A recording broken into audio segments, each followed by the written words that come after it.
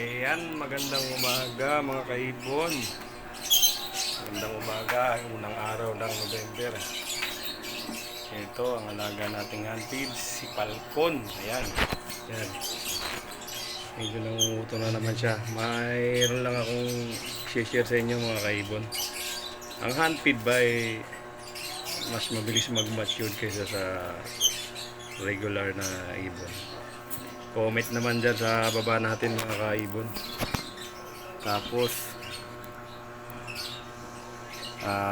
kung ilang buwan ang maturity niya bago siya mag-breed kapag ka-handpid.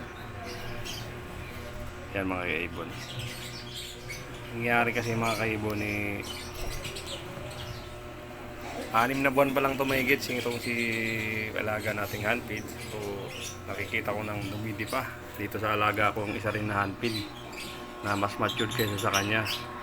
So possible ba na pwede na silang mag-breed kahit na ilang buwan pa lang to, 6 na buwan pa lang ito?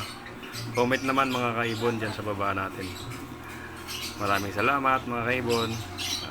God bless. Bumisita na bang lahat sa mga puntod? Tayo mamaya pa.